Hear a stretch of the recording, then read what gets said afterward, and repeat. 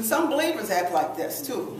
But if they're not believers, they don't think about the fact as, hard work, doing your best, and just making sure the job really gets done, because it affects other people. Most people don't think like that. So what laziness does, laziness destroys by wiping out what could have been accomplished, losing both time and opportunity. We know that it is sometimes shoddy workmanship in cars, in airplanes, in buildings, and such as the like, which cause some fatal and not so fatal accidents because somebody didn't take the time to do their job properly, or somebody didn't inspect properly.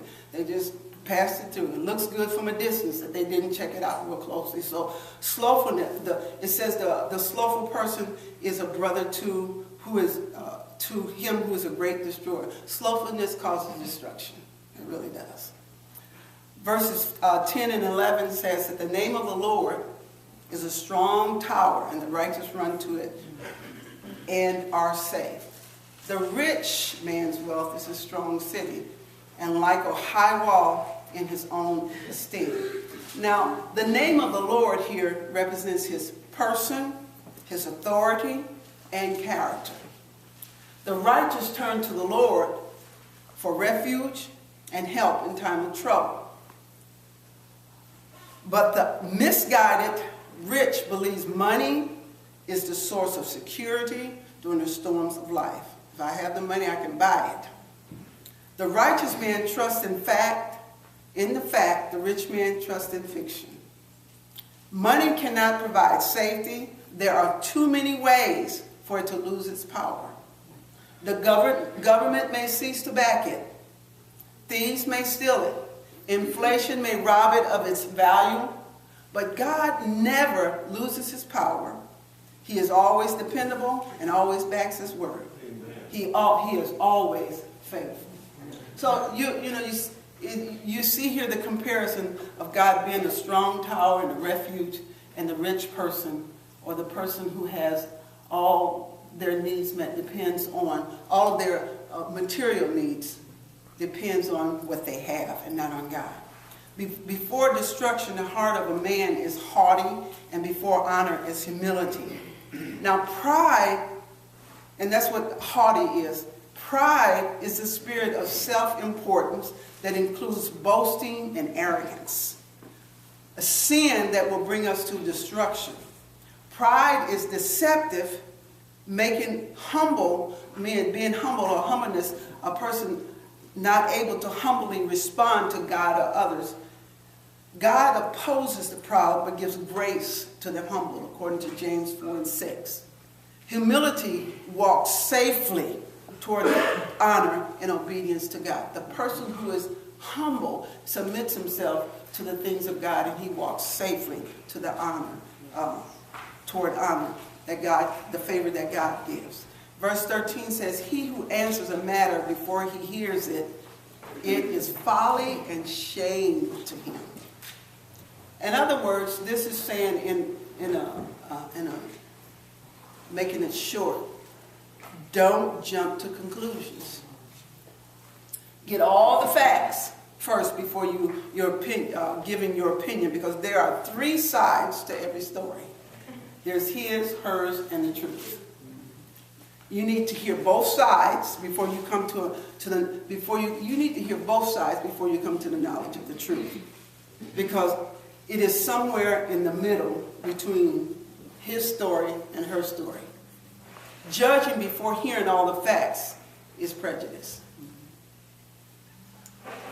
So before drawing conclusions about anything, you need to hear both sides. And that's why, especially when it comes to dealing with church or different stuff like that, if a person comes and brings an accusation, instead of drawing a conclusion, we get both sides and we hear both stories. And then we let the wisdom of God, let God give us wisdom to draw the conclusion in the matter. And the conclusion in the matter is that God is about the peace of God in a situation. The human spirit can endure a sick body, but who can bear a crushed spirit?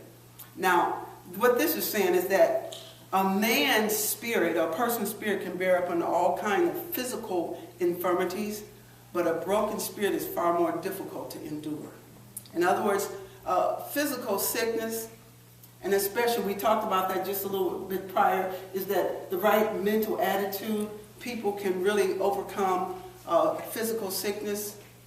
That's why, you know, there has to be this balance, especially when you're dealing with recovery. You need to have a good mind about, you know, what you're going through. You need to have that hopefulness and all of that. But when a person's spirit is broken, an emotional problems are often more serious and draining than physical ailments.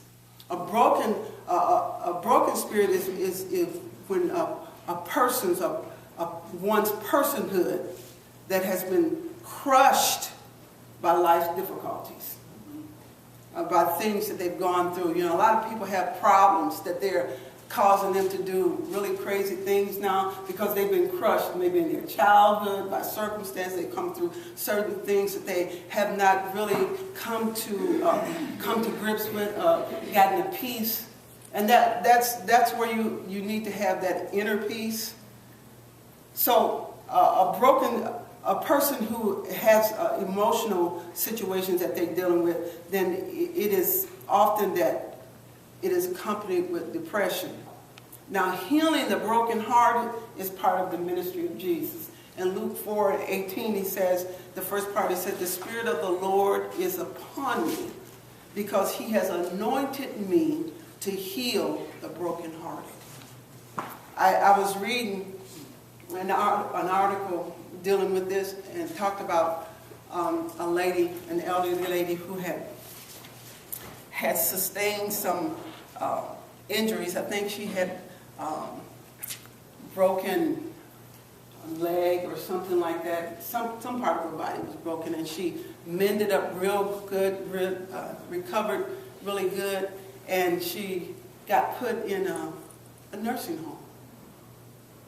And she died of a broken heart. You know, because the environment around her environment changed, and you know, it was just crushing to her.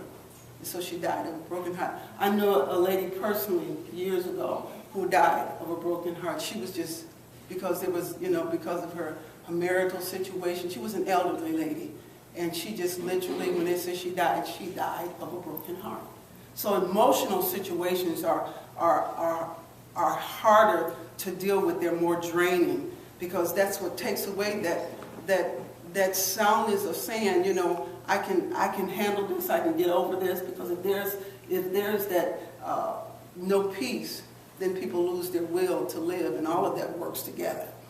The heart of the prudent acquires knowledge, and the ear of the wise seeks knowledge. Now, this is what this is saying, just dealing with it quickly, is that intelligent people are always ready to learn. That's why they're intelligent, because they're always ready to learn. Their ears are open for knowledge. So the heart of the prudent acquires knowledge, and the ears of the wise seek knowledge.